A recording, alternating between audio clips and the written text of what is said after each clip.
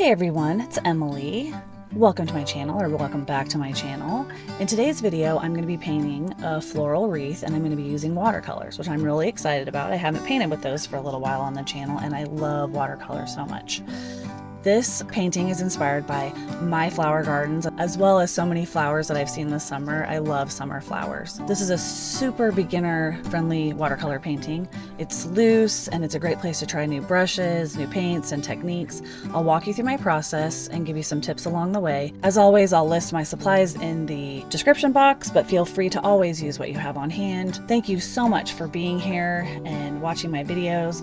Don't forget to follow my channel, like my videos, and maybe give me some love in the comment section. I really hope you're going to paint with me today, so grab your supplies and let's get started.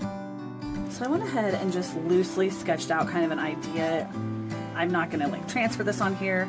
I'm not even really going to draw anything on this sheet, but I just kind of wanted to give myself an idea of maybe some flowers I would want to include. So this is just going to kind of be off to the side. And I'm really just going to dive in. This is going to be a loose painting, which just means I'm not going to draw it first. I just kind of want to put the flowers in naturally. It's going to be not a ton of layers. I'm just going to paint a floral wreath. We're just going to kind of dive right in. I'm using my Melang watercolor set, and then I have them kind of here. I don't have all the colors in here yet. I will just kind of bring them over as I need them. The brushes that I have over here, I'm not sure what brushes I'll necessarily use. We're going to kind of play around with some of my brushes to see what kind of marks they might make. But again, this is kind of just loose. I'll kind of tell you what I'm doing, but I hope you'll paint along by just being inspired kind of what I do with my loose floral wreath. And let's just kind of dive in. Sometimes not drawing things in can seem a little tougher, so by all means, if you want to kind of map it out or like before you even paint on your picture, that's a great way to go as well. Me having this as kind of a guide does help me. It's not just totally like, oh, what am I gonna do?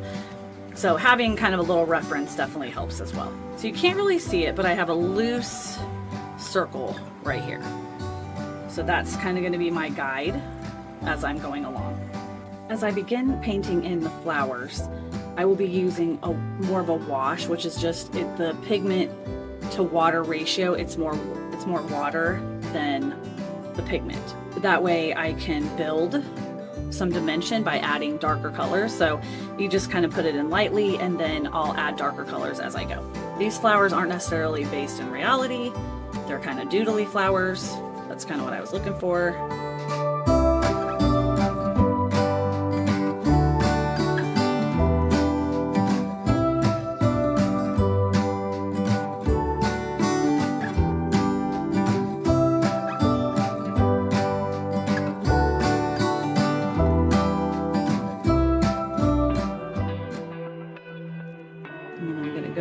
While it's still wet, and kind of add in a little bit of a more concentrated color.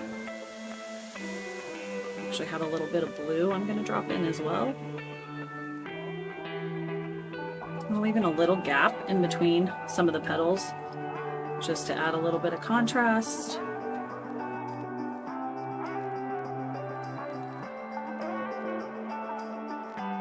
Some of these petals will look like they're kind of folded over, so I'm just kind of putting in some of that darker color where that's going to be later. I don't outline the petal first. I just put the paint down and pull it in one direction. I don't like go in and outline it. You can get harsh lines when you do that.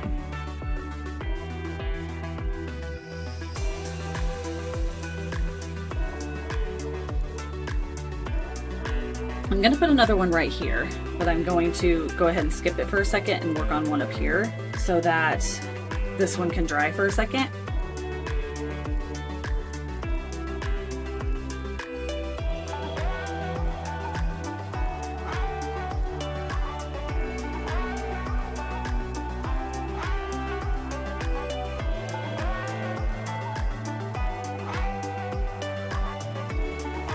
I always start with the biggest items first and then bring in the smaller stuff.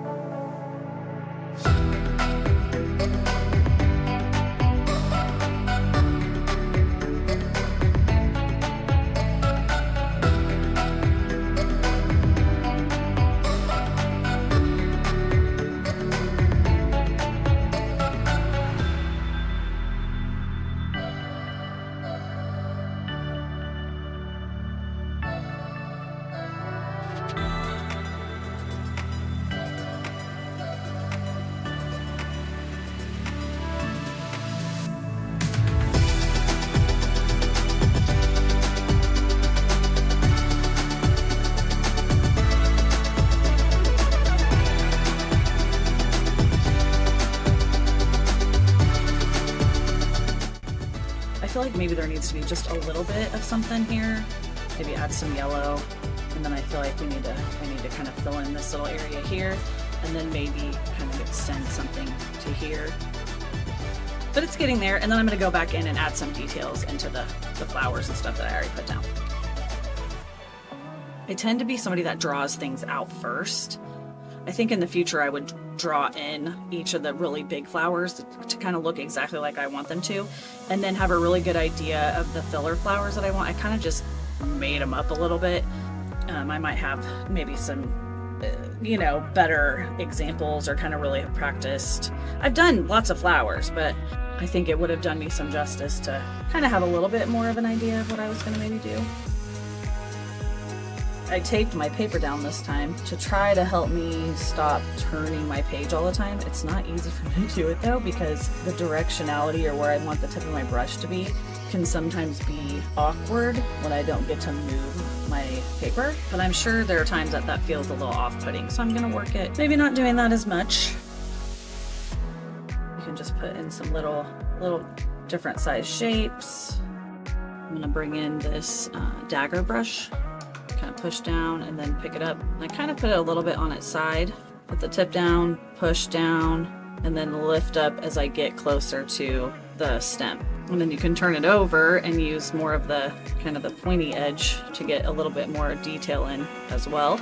Put in some berries. A lot of times I'll try to leave just a little white spot, so it'd be like the little highlight when it comes to little berries and things. And I always like to at least repeat something at least once, if not 3 times, or something at least kind of similar.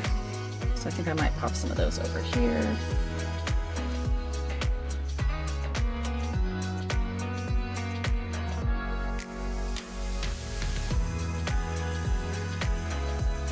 I also like to see where I have different colors. It's like, oh, this area is heavy in one color, this area is heavy in one color. So I will try to kind of balance that out as well. So I feel like there needs to be a little bit of blue because I put some blue over here.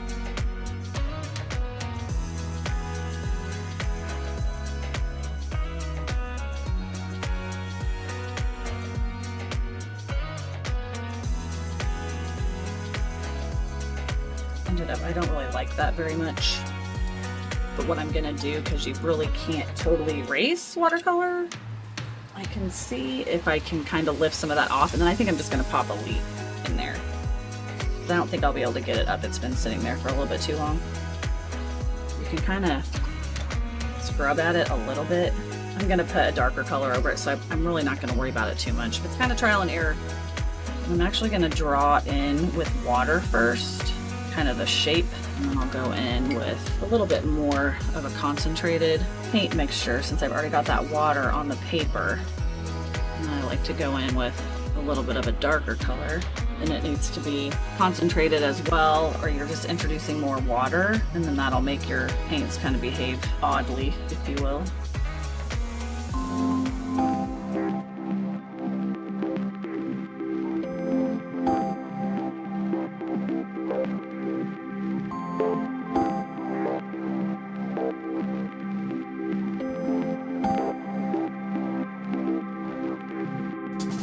I think I'm gonna go ahead and start adding a little bit of detail.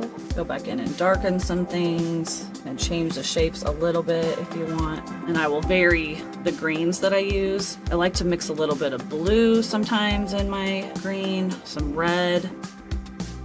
This leaf, I'm gonna make it look like it's kind of curled on itself. So I'm gonna make this area a little bit darker, so it looks like it's kind of casting a shadow.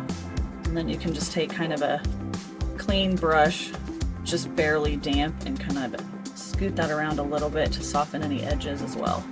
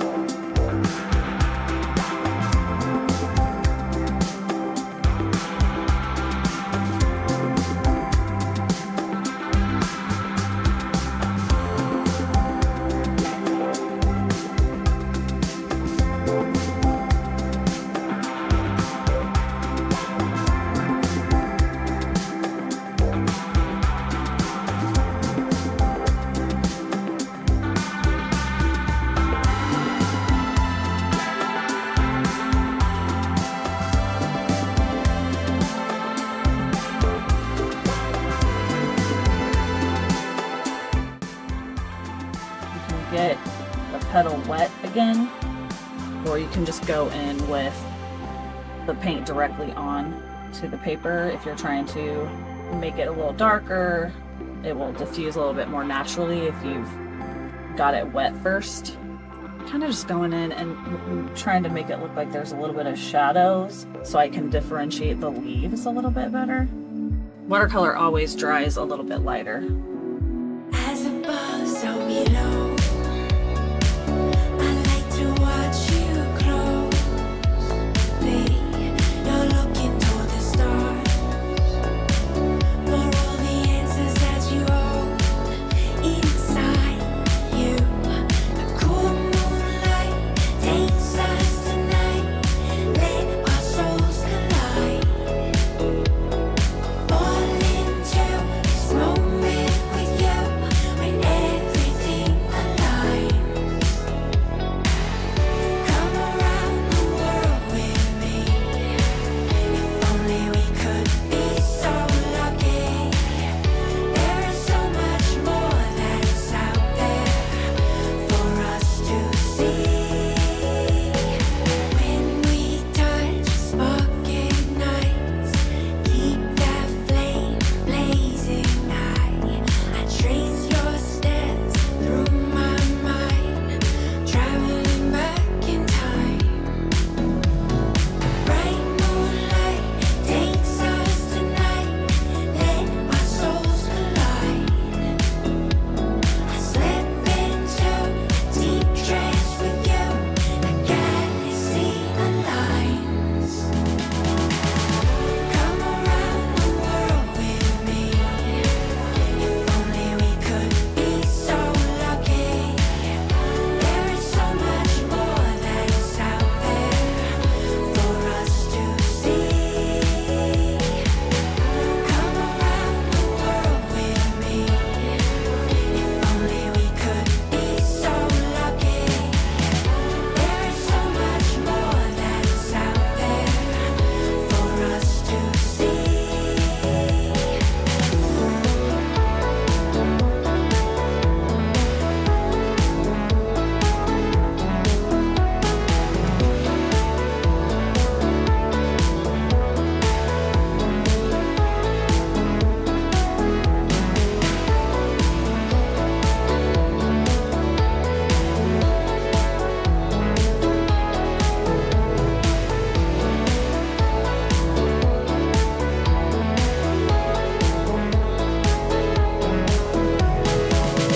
Come around the world with me.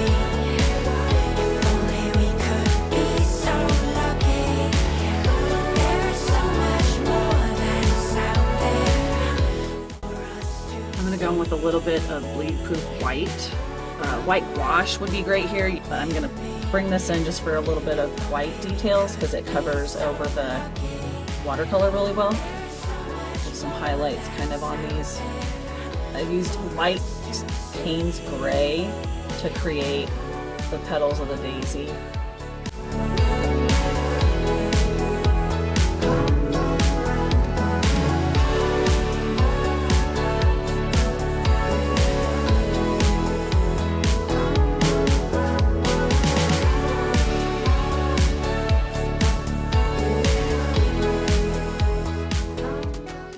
You can also use it to fix things if you want. These kind of got a lot bigger than I wanted them to, so you can actually kind of go in and bring some white in between things and make them a little smaller.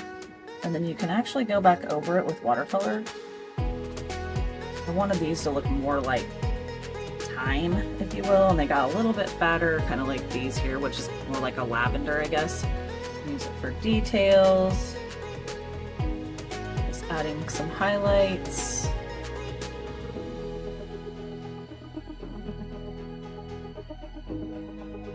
You could always write a word here.